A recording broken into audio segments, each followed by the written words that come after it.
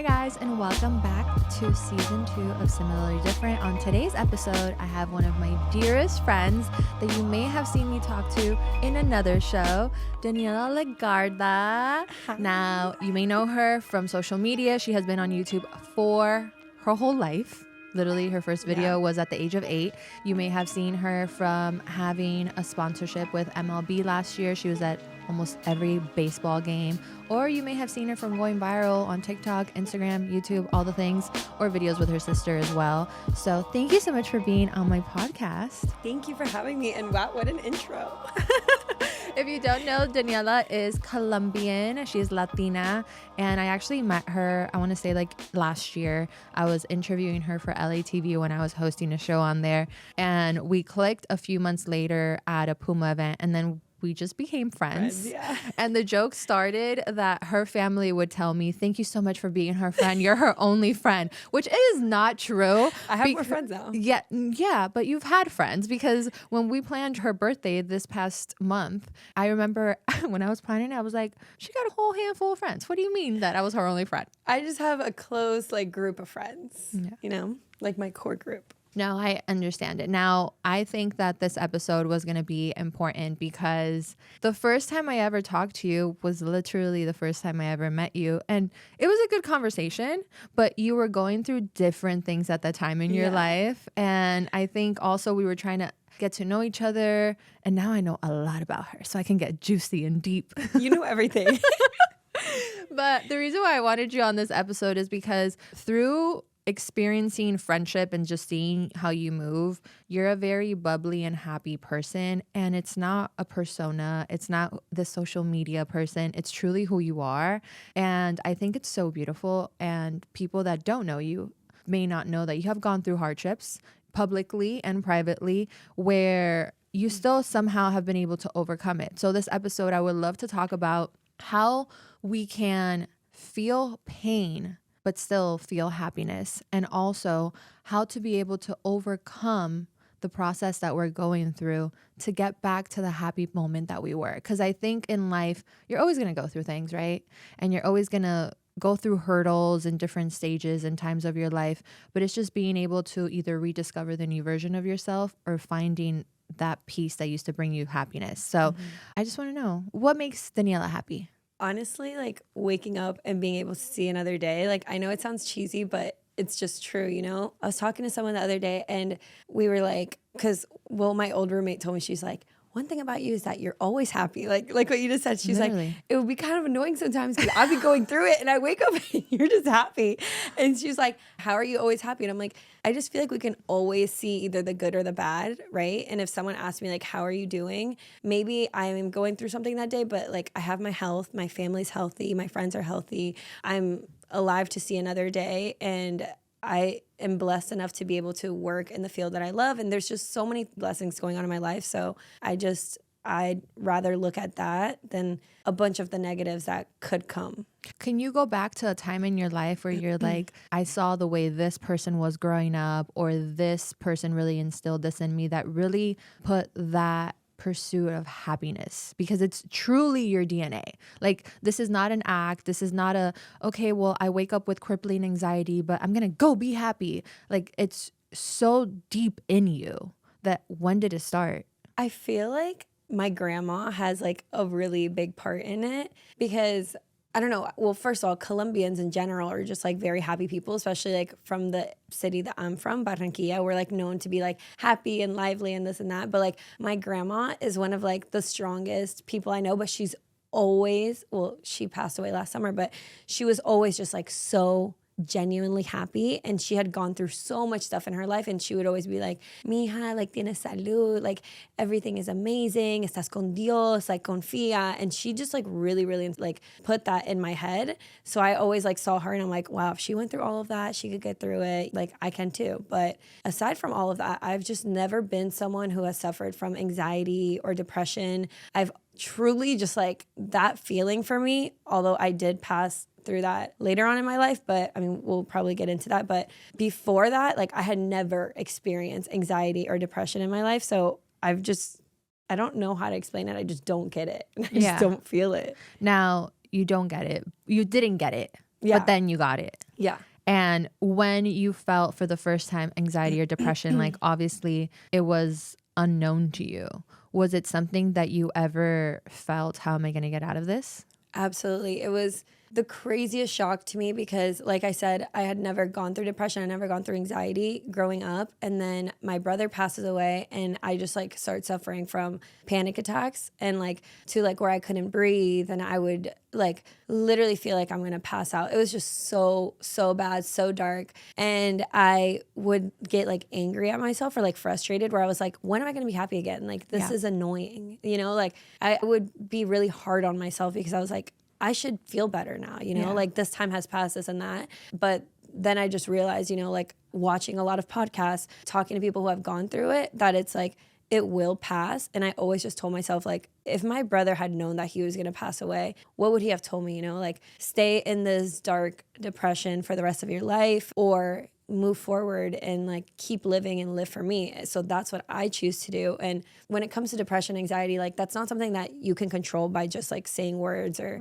saying like, oh, I'm going to be happy today. I just genuinely had to like feel it, go through it. And it still comes in waves, like a roller coaster, you know, like grief is not a linear line, but I'm in another point in my life where I have done so much healing. I've done so much therapy where I am genuinely just like happy again. And I know that my brother's with me just in a different way. And when you were going through the feeling of depression, did you ever have happy moments? Because I think a lot of the confusion that people have is, at least for myself, like I dealt with depression and anxiety since I was very young. And I've always told myself, I don't want to go to medication, not because it's bad, but just because I didn't want to lean on anything. And I wanted to kind of combat it myself and kind of prove to myself that my mind was going to be stronger or that my willpower and my habits were going to be stronger than anything, and just to feel it through. So when you were feeling the anxiety and depression, and then you would have the moments of happiness, like random spikes. Were you ever confused or like, oh my God, should I be happy? Because I think a lot of the times you're like,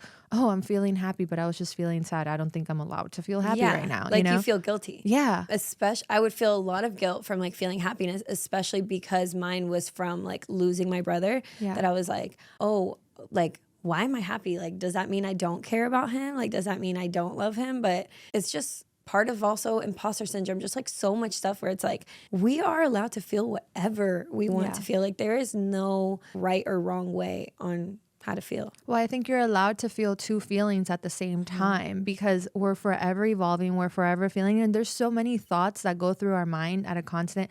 I could be getting this wrong, but in the last season, Carla said that I think it's like 90,000 thoughts we have a day. And I was like, I have 120,000 then because I be overthinking so much. So it's like the idea of that many thoughts in one day is insane. But okay, so your brother passed unexpectedly. You were not expecting it. And you go through depression. How long did that pass for you? And how was the first week of depression for you? I truly cannot tell you how the first year was because I blacked out. Yeah. Like I wasn't drinking. I went like, my family and I truly went like the clean route. We were like, okay, I'm not going to even like touch alcohol. I wasn't drinking. I've never done drugs. So I wasn't on that, like nothing. I just like truly was so depressed that I cannot remember. This is so crazy, but I went to Mexico City like a few months after he passed because I was nominated for an MTV Meow Award.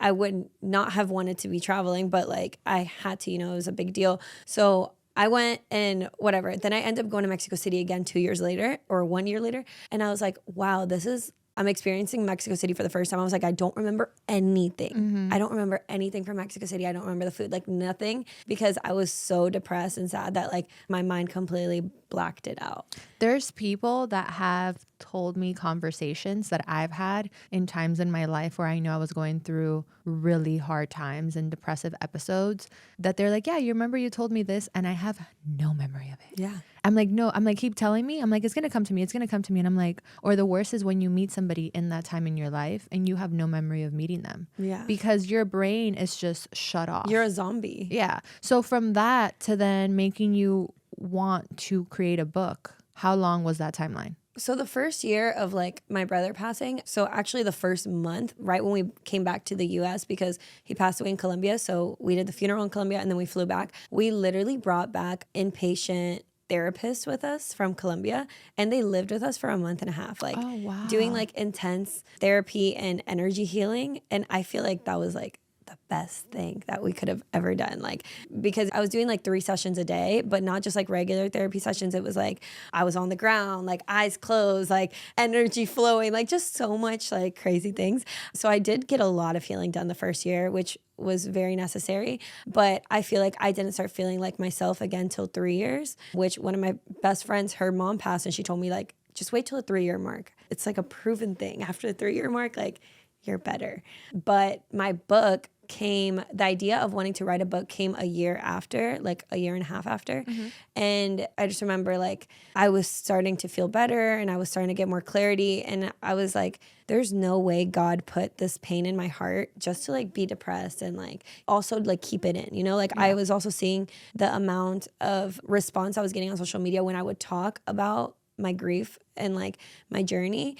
And I was like, okay, social media, you know, stories only last 24 hours, this and that. How can I make my story reach the people that it needs to reach and like a larger audience and also live on forever? And I was like, I need to write a book. Like, this is like my purpose. Like, this is why God put this in my heart and like in my path. And I have a platform and I have people who follow me and I have people that look for me as guidance because they're going through grief or they lost someone or whatever the case may be. So I was like, I need to write a book. And I reach out to my team and I'm like, I want to write a book this year and I want it to be with Penguin Random House, which was like, it's the biggest editorial in the world. And they were like, okay, like we'll reach out to them. They reached out to them. They never like got back to me. And then I was like, maybe like 4 months passed and I was like, well, my story needs to be told. So then let's go to Planet Hollywood, which is like the second biggest. And then they were like, okay. And Planet Hollywood right away was like, we want her story. And right when I was like going to sign a contract with them, Penguin got back and they were like,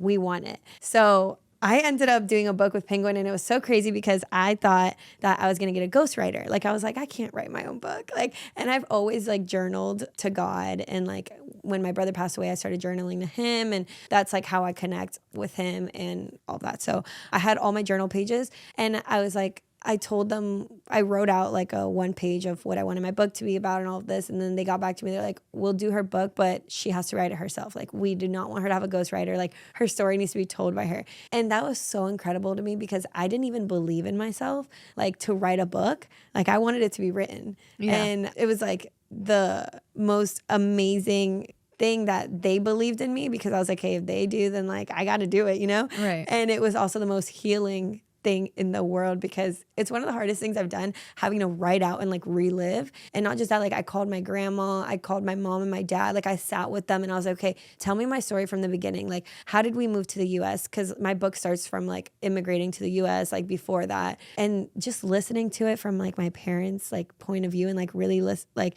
I'm like, this is something I can pass down like generations and they'll hear my story and my parents' story and my grandma's story, you know, like it's just really beautiful. I don't know if I even answered your question. I don't even remember the question now, but I just know that I loved hearing the story because I actually never knew how the book came about. But I guess like something that really resonated with me when you were saying it was the fact that, you know, you were leaning on God and then you started leaning on your brother when journaling. And I'm going to say something that may be a little spicy.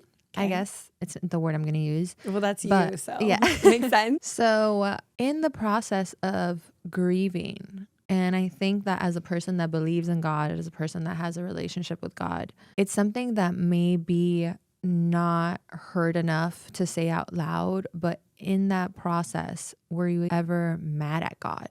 Yes. Absolutely. I was so angry. Like the different stages of grief, like at first I was just so sad and then I got so angry and I was like, why me? Like, why my brother? Like, why are you doing this to my parents? Like so much anger came about, but all of that, like thankfully with therapy. And then I truly, truly believe that like everything that happens to us is meant to happen to us. You know, I have goosebumps, but I truly, truly believe that. And like, it's so hard because when someone passes away, it's like, you can't tell them like, oh, this is part of God's plan. Like this is, you know, like someone would have told me that I would have cussed them out. Like, right. You know, like, no, like what? But now I truly believe that, you know? So it's like someone once told me like, they go from being the main character in your story to being the director. And I truly believe that, because in everything that I do, I feel like my brother is just like guiding me. It's like he opens each door, like, this is for you. No, I'm going to close this door because this is not meant for you. And I'm like, okay, God,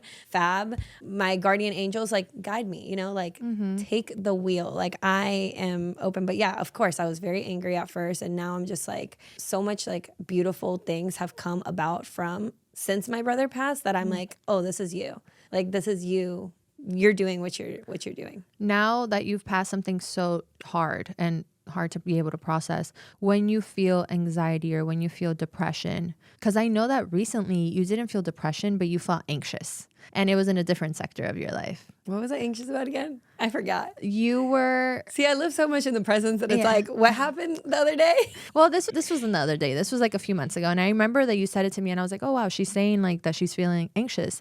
And I think you allowed an energy in your life for a very short time that really like rocked you emotionally and even surprised you in the way it rocked you. And it wasn't in the sense of like love. It was just like, I think the way of treating human to human and the disrespect of it. So like in that moment now that it's not something like as deep as grief, but it shocked you for you to be able to identify like, I'm feeling anxiety, I'm feeling sad, I'm questioning myself. Yeah. How are you able to bring back yourself to that now? Understanding from everything you've learned, but also being familiar with that feeling and being able, because I always say like, I've dealt with depression and anxiety since I was little, right? But my goal is not that it's going to be gone. It's being able to identify it quicker every time so that I can feel it rather than suppress it to then move on from it. So how do you do that now? Is there any like tactics? Are you able to acknowledge it? Are you able to identify it to move forward from it? Yeah. I mean, what you were talking about, like, I just feel, since it is so rare for me to feel it, like, I'm like, okay, if this person is causing me this, like, they really shouldn't be in my life, you know? Like, I feel like I'm in such a good point in my life right now that I'm like, if you're not helping me grow and be a better version of myself, then like, you don't need to be in my life. And like, that person clearly did not need to be in my life, because if truly trying to like dim my light, and I don't need anyone dimming my light. So it's like, just not... Like, I didn't allow that person to stay in my life, like, I just was like, cool, I see how you are. And it made me feel weird, because I'm like, the whole situation is like weird, and I don't like feeling this anxiety or like insecurity in myself. So cool, I'm going to keep it moving. And I had honestly forgot about that. I know.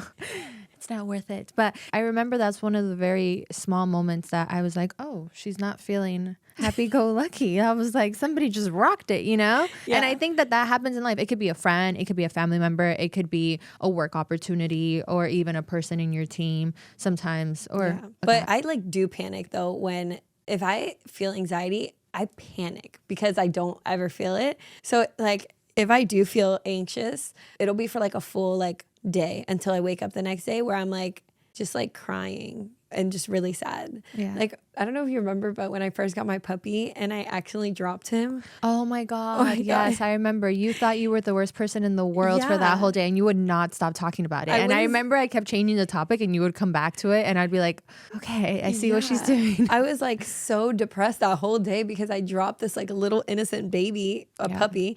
And I felt like I was like the worst dog mom ever. And like, but it'll be something like this, like, where it's like, and then I'll cry for like a full day. And then the next day is like I restart. Okay. But you're able to restart. Yeah. At least you don't take it into the next day. I always say, like, when I'm having my episodes, sometimes it is longer than a day, but I tell myself, okay, give yourself at most, I would say 3 days, feel it, sulk, but don't let yourself sulk so much that you can't get yourself out of the hole. Because the longer you let yourself sulk, is like you're going into a hole, and then it's harder to climb out of it. Yeah. But okay, so you did that, and now you've been feeling better. Now, when it comes to other people around you, whether it be family members, friends that aren't like you, how are you able to protect your energy to not have it be brought down? Because I know that something that me and your sister, we have similar personalities. Yeah. And we also have dealt with similar ways of emotions, processing our emotions. So how are you able to be around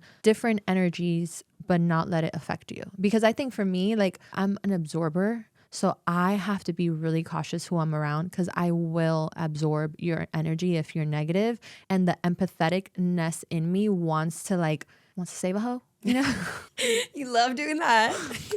I've been better. I took off my captain hat. I'm not Captain Save-A-Ho anymore. Good. But I've noticed that in a lot of the times when I want to be around certain people because I see the best in them, it ends up bringing me down with time, whether it be because I start absorbing their energy or I start feeling like their feeling is my responsibility. How do you avoid from taking that responsibility or absorbing it? Oh my gosh.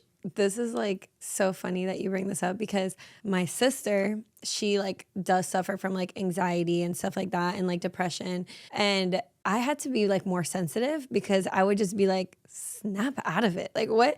And it was like just so insensitive of me. And it's just made me more like aware of people's feelings and like be more mindful. But it's so different because there's people that are like actually negative people that are absorbing your energy. And then there's someone you actually care about that you're like, oh, she's going through this. Like, how can I be there for her? So like whether it's my sister or it's you, like if I know that you're feeling down or something, like I want to talk to you about it and I want to like, because you're my actual genuine good friend. But if there's like a negative Nancy, like no, I don't even let those people near me. And like, and if I realize that you're like that, I'm like, I just put you at a distance. Like I could be cool with a lot of people. I could be cool with you. But like, if you're not my girl, like if you're not like my close friends, like I don't care to hear about your problems. Have you... Like I just don't, because I'm not someone who goes around complaining about things because like I don't really have much to complain about. Right. You know? And have you ever had to distance yourself from a friend who was a friend, but then either they were going through a season of their life or you're just like, this is not the person I thought you were? I think there's so many relationships and there's relationships that run their course and they served us in a moment. Not that I stopped being friends with someone because they were depressed or something like that. No. Like, no.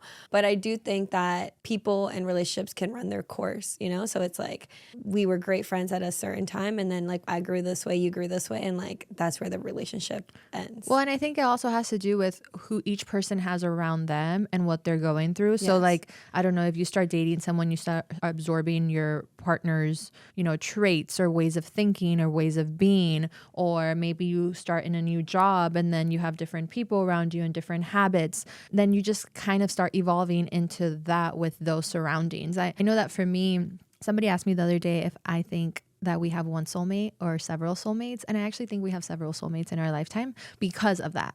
I think that we're not the same person when we're 18 than when we're Absolutely 75. And listen, are there some people that have the same person throughout that? That's beautiful and great. But do you know what the chances of you knowing all the versions of me and liking all those versions of me? I haven't even liked all the versions of me. Yeah. So for me to like expect that from another human, I think it's a little unfair. But I also think it's so beautiful to have several soulmates throughout your life, even friendmates. Yeah. Because you get to experience love in different ways.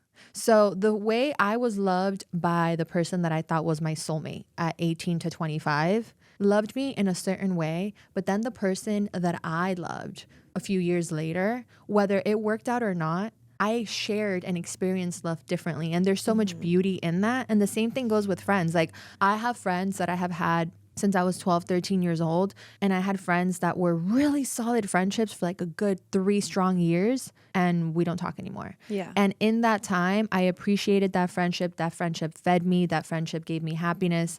And then we got on different highways. And I'm like, maybe like there was like weird feelings in that moment towards the end of it. But now I can look back and be like, that was fun while it lasted. Yeah. You know? And so it's like, I think also like just enjoying the moment. And like you said earlier, you were like, I'm being present right now. So I'm not thinking about the past. Yeah. But it's like, I think that's so important also when it comes to your happiness, because if you're constantly thinking about the past or the future, you're giving yourself a disservice to not be able to experience what you're doing. And you know, there's always that cheesy quote of like, the present is a gift. That's why it's called the present.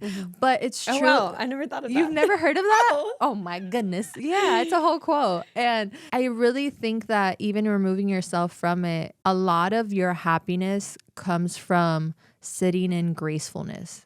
Like you have to be grateful for what you currently have because it might be cheesy. You know, someone's always going to have something better than you. Someone's always going to have something less than you. Someone's going to look better than you. You're going to look a little bit better than somebody else. Yeah. You know? But there's always something to be like, right now in this moment, I have this. Absolutely. And somebody said this to me a long time ago. And it's so funny that this stayed from this person in my brain. But they said, God won't bless you to the next level until you've mastered the current level you're in. Period. And it won't open that door until you master it. So you can be frustrated, depressed, angry if you're in a certain season of your life and you're like, why is this happening to me? But instead, if you're not figuring out how can I be the best version with these circumstances, the next step isn't going to come. Yeah.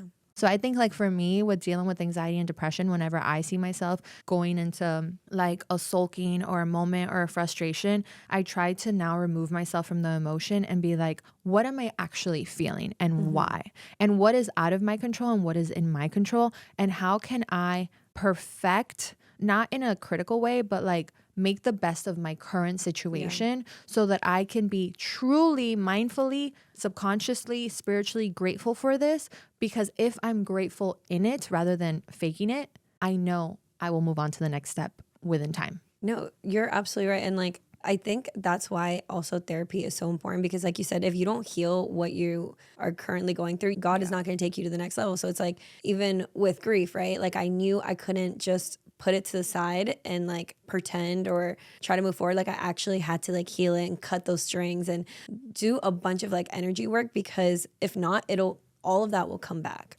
to me, you know, in the future. So it's like, and in other relationships, it can be in friendships, it could be in personal relationships. It can even limit your growth in your career. Well, I've literally told you this before because I've told you that you remind me so much of my best friend Jules because both of y'all have gone through so much and you never use that as an excuse for being a shitty person. You're not a shitty person, but like you don't use that as an excuse. Like there's two types of people. There's someone that has gone through something and they heal or they're healing and then when you're with them, you feel light and you're like, wow, like this person went through this and like the way they talk and the way they act and the way they have empathy, like it's so beautiful. Like you're shining light, like you're an angel on this earth for somebody else. That's how I feel about you and Jules, you know, like y'all have gone through something a lot and you guys keep like moving forward and you never ever like, oh, I did this because my mom or because of this or that, you know, like that's never an excuse. But then there's the people that you meet that are like still blame their parents getting a divorce in high school for why they're terrible or something, you know? And it's like, come on. And I think like it's funny because I don't know if funny is the word, but it's interesting that you see it that way because I feel like everything is translation, right?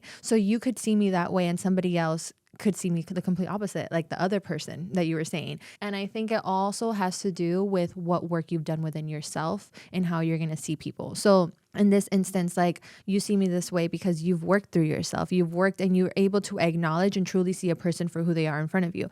If I'm dealing with all this anger, dealing with all this pain, dealing with all this suppression, and I see somebody else, I'm instantly going to see what? A mirror. Yeah. So it's like you're seeing the mirror of the negatives and the positive of each person you face. So if you're seeing that constantly of other people, if you just sit back and say, why can't I find happiness within myself? Like I remember that one person, I was not getting along with somebody when I first moved to LA that I had met socially. And she said to me, she goes, I was working through some stuff at the time. And she said, is what you don't like about her because you're not comfortable in being like that? And I was like, oh, excuse me, I don't need an attack right now. And at that time, I didn't like you were like hating. Yeah, for sure, 1000%. And I remember that in that moment, I stayed quiet because I'm never going to be like, no. But I did think about it. Whoever called you out like this. No, for sure. And I remember that I thought about it. And still to this day, when I see that person, I always tell myself, see them for who they truly are. Don't see them for the identity that you've created of them when you first met them years ago. Because just like you've changed, they've evolved. And now they may not be my favorite person. They're never going to be my best friend. But I can tolerate and I can see the beauty in that person now because I'm not looking at them to see their darkness. Because if I'm seeing their darkness, I'm really calling myself out. Yeah. So I think like also a lot of happiness comes with being truly happy within yourself rather than, you know, a lot of the times they tell you fake it till you make it. I think that's so toxic because if you fake it till you make it, you are lying to yourself of what you can be. You need to truly believe that you are that bitch. You need to truly believe that you are that successful person. You need to truly believe that you are that great person. Because if you are faking it till you make it, then you're continuously just like putting a Band-Aid and not being like, no, I need to fix this idea of me that I have wrong and better it. Yeah. That's my little 2 cents on that. I'm still like thinking about the fake it till you make it thing, because like I get what you're saying, but then there's also like the whole thing of like believe it and it'll come true. Yeah, I think it's a very thin line. I think if it's you're like how if you you're look at it. yeah, I think it's like if you're faking it till you make it, when you're walking into a room, I don't label it fake it till you make it. I kind of like talk believe to it. Yeah, believe it. So it's like believe it rather than fake it, because if you're faking it, You're right. You're being an imposter. Yeah. But if you're telling yourself, like, did you see, I don't know if you saw, but in the Olympics, there was this deaf girl on Instagram and she does lip reading videos. Okay. And she was showing all the words of like the words that the Olympians say to themselves before they go on. And all the people are like, you've got this. This is who you are. You can make it. You did it before. So it's like, you don't have to fake it till you make it. You have to believe it that you are. Yeah, you know? And I think that's so important, because if you're faking it, when is it ever going to become real? And when you make it, your reality is now higher. So you're still faking it. Yeah. So it's like, I want you to believe it so that you can sit in it. And when you sit in it, you flourish even more. Yep. I don't know. That's how I've always seen it. That's true. So That's very true. I like that. but I love that you're such a happy person, and I love being around you. You bring happiness in me. And something that I was going to say off camera, and then I was like, let me keep it, is that my friend Lily, the other day, I was having sushi with her, and she was like, you know, I'm really happy that you and Daniela are friends. And I was like, oh, really? And then I was like, why? And she's like, I just love seeing you guys together. You guys seem like you guys have so much fun, and you guys are just giddy all the time. And I was like, oh, I didn't know that's like the perception that you have of us. And she's like, yeah, well, I just remember when you started, like, you know, letting her in and being your friend, and you were like, I don't know if I have a new friend in me. And I remember, it sounds like me too, though. yeah. And she was like, I remember asking you, what do you mean? She seems nice. And she was like, not she. I was like, you know, she's just like social media, like, you know. And I think being in the social media world, you either come across people like the Yus and the Leannes who are genuinely such amazing humans. And then, you know, you have other people that are just like, they've been corrupted, or their mind is just on boom, boom, boom, boom, boom. Yeah. And it's very hard to ever see the human in them. And I think I was scared of that. I also was coming out of a friendship that I valued a lot, and I was kind of traumatized. And I was like, oh no, I'm going to care for this girl. And then what if it doesn't go right? And then I don't know. And I remember that I was like, oh, okay. And she was like, yeah, I would ask you every few weeks, like, so how's the friendship with Daniela going? I was like, now you're treating it like it was a relationship. Literally. And she was like, no, and I've seen you guys flourish. And she's like, I don't know. And even seeing like her birthday and all that stuff and the way you decorated, she's like, Yanina, I know when you love. And like, you love that girl. And I was like, I do. I love her a lot. That's so sweet. And then I was like, her mom loves me. Her sister loves me. Like, it's good. And she was like, I just want to tell you, I love you and Daniela together. And I was like, my heart. And I was like, That's you know, so sweet. yeah. So it was funny. Wait, I have a question. When you said she's social media, was that like after you got to know me and you were like, oh, she's all about social media? Or like, no, it was the fact that like it was introduced to me on the show, to have you on the show, because you were such a big social media personality. So I was like, well, which social media personality vibe is she? Yeah. Does she still? And I think that one of the things that I loved about you instantly is that, so even though I moved to the States when I was 8.5, my soul and my identity is still Venezuela.